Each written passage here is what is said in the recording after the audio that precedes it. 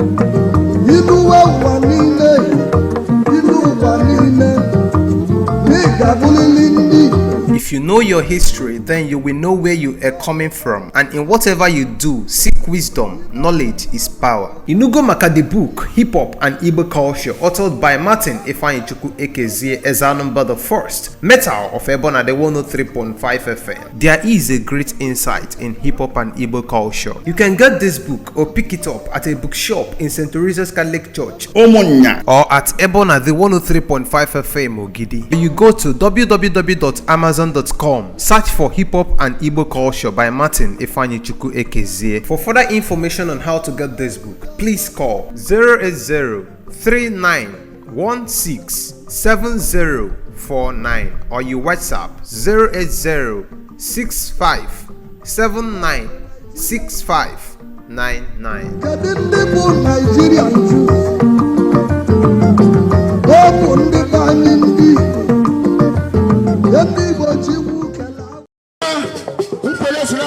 Okay.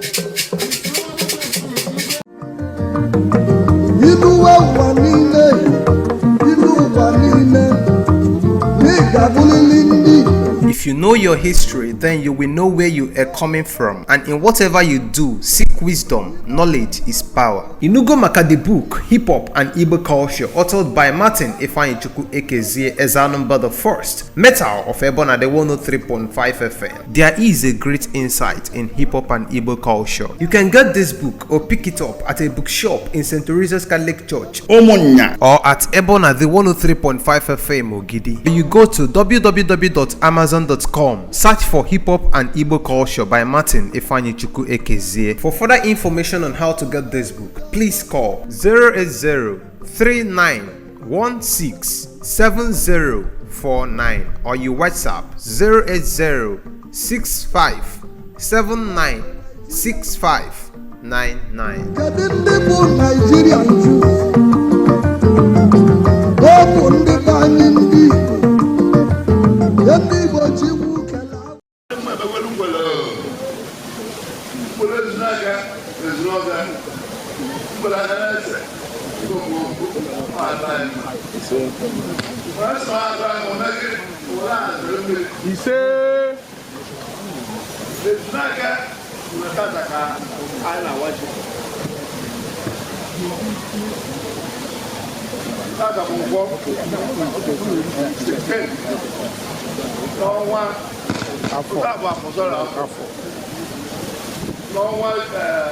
August, and the new governor. Let me take care. What am I doing? Look at the man. Who can holiday? Madame, second,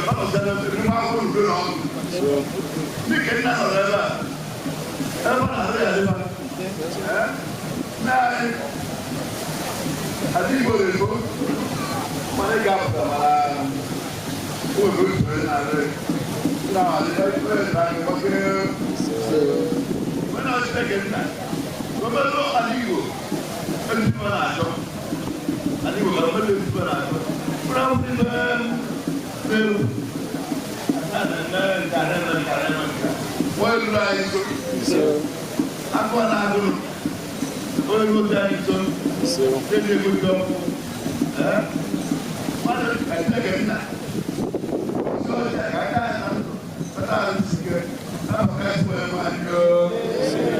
Igwe Orazurunye, His Royal Highness Igwe Obiora Anachuna Omenife Nkwllle Ezunanka.